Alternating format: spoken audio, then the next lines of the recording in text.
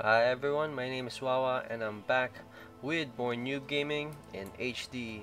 Today I'm gonna show you guys a game in the Novice Desert Oasis, and it is gonna be a TVT match, and it's gonna be played by JJ here, spawning as the Blue Terran, and Dean here, spawning as the Red Terran. Now I have to say that I have watched this replay ahead of time, and I have to say that we're gonna do things a little bit differently today.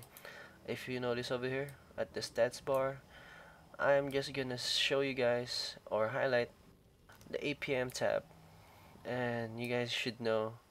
And if you could really see it clearly, I hope you can, because I'm gonna put it up in HD, that the red Terran we have over here, Dean, has over 300 APMs right now. And it was actually pretty surprising when I saw that. I was really surprised because I didn't really expect to see that in such a, I think, poor league, or at least in the novice maps.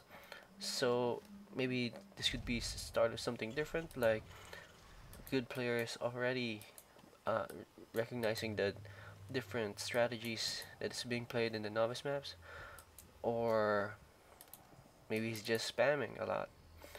I don't know. As we see Dean here, just doing some standard openings, getting that supply depot and that barracks on the 12 count, and also for JJ here, but making his buildings completely near each other. So I'm not sure how that's gonna play in the future.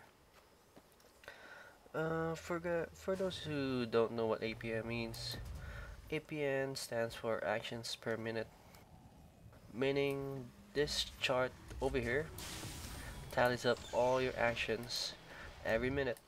For example, you click on a building right here, that's considered an action. Or if you click on a unit and then ask it to move over here, that is also considered an action. So yeah, it is a pretty useful device for counting how many actions you're doing, or if you're seeing that you have poor actions per minute, you can just improve on it. But try your best not to just over spam a lot in the maps. As we see Dean here having an orbital command already, good job. And for JJ not being too behind, also getting the orbital command. So we're seeing pretty standard openings from both Terran players. Also, you guys should know that most pro players have high APM. It's usually at least 200 APMs, but high APM doesn't really mean that if you have a high APM you can also be a pro player, because it still depends on how efficient and how you really manage your army with those movements, not just spamming around the map doing simple small clicks around it. As we see, these destructible rocks already being taken down by Dean, so you can really see that those APMs do really come in effect. And looking at the charts right now, he's still doing above 280 APMs right now, and currently he's about 250 or 300 in the middle. As we see this factory and this barrack switching tech labs together, so that's a pretty high-end move, I would say. As this factory of JJ is just coming up right now, he has a Marauder right now, and he's actually spreading out his supply depot pretty well. I have to say that, because putting the supply depot here means that he has a vision of what's happening down there, and he could easily see if Reapers are coming. And here, this is a pretty good spot for positioning your supply depot also, because you can see this destructible rocks, if it's being destroyed or not. And one more here, wow, pretty impressive. So he could see what's happening with this destructible rocks. And we see a starport going down here at the south base area, and also an early expansion. So pretty good job by JJ expanding early, knowing that there's no Reapers coming because it's already in the 6-minute mark. But Dean here has already a pretty big army already, with the siege tanks, including with those Marines, and I hope he really continues to make all these units, because right now I see he has 300 mils, and you want to keep that to the low 200s when you're early in the game.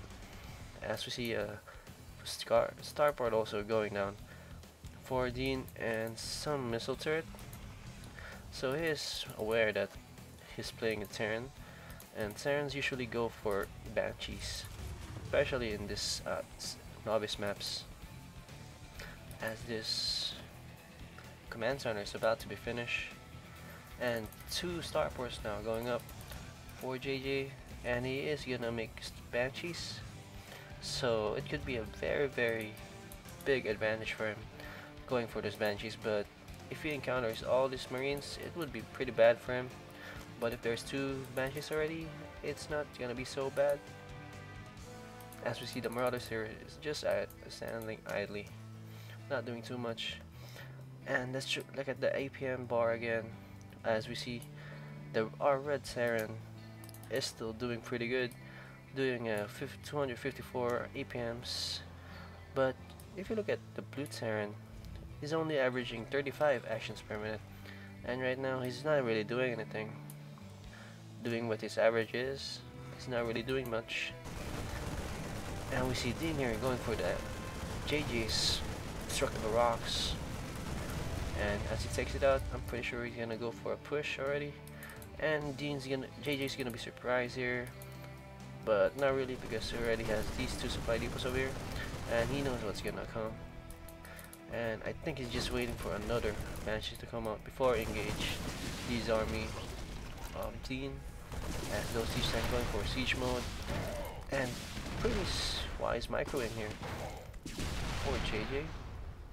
As we see, those actions per minute spike up to 120 for him. That means he's really using all his microing right now, using all those movements to good use, and keeping his Banshee alive, which is pretty good job for him. I'm pretty surprised actually. But Dean here finally has a Viking to take out all these Banshees, and this Banshee is about to go down really soon. But he might take out this siege tank first before it does. And these 2 starports are a really big trouble, as this tech lab is gonna go down also. And if JJ here is like, Dean is not really grouping his units or attacking units very well. He's just sending them in one by one, and I wouldn't suggest this style of gameplay. I would recommend like maybe making a small ball, at least like army group of 12 or 10 before pushing again, because this won't really do as much damage as if he had those few more Marines with his army and that 1 more siege tank. As you see, JJ here just building more barracks and building another barracks and trying to macro up on those Marines. So he is gonna switch up his tech and just gonna go for land units instead of those Banshees, and those Vikings will go down for JJ. And Dean here is gonna try and destroy these starports, and his Viking is just gonna hover around and might be taken down. Yes, they are gonna be taken down by Dean. So that's also pretty poor microing by JJ, but I think he's just buying some time to get all his units together before he tries to push out again. As we see, another Banshee being made by JJ. I didn't know how he does that, because there is no tech lab and wasn't even possible, but I guess he queued it up before the tech lab goes down. As we see more reinforcement coming in for Dean, so right now it's looking pretty good for Dean, and maybe we could really factor out these APMs for him. Still doing 230 average, so that's not really bad for Dean right now. As for the blue Terran, he's doing 58, so it's around 60 APMs, and I wouldn't say it's bad, but I'm pretty sure he's doing the best he can to pump up all these units. And looking at the army size right now, comparing it to this, he's not really far behind because Dean has a lot of Vikings in the air, and those aren't really gonna do stuff, especially with his ground units over here and those 2 siege tanks. And I think Dean doesn't really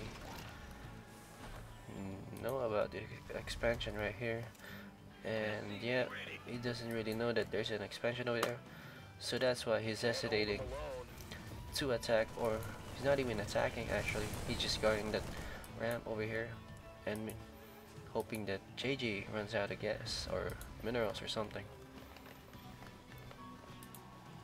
And these Vikings, more Vikings going in for Dean, and now 4 siege tanks for Dean also, so this is a pretty scary size of a unit for Dean, but I don't think that JJ is that far behind because he has a lot of units also, and it's not really gonna be bad for him unless JJ goes for an attack or just shows all his units towards siege line, which is never good. Do note that siege tanks are still the shit, especially in land battles. They are still the highest dealing damage in all of the units in the game. So JJ here just trying to save up a bunch of his units before he goes down for an attack. And I'm pretty sure that he is aware that Dean's army is down here. But Dean's really not aware. There you go. Finally going for a scan here. But I think it's too late because JJ has a barracks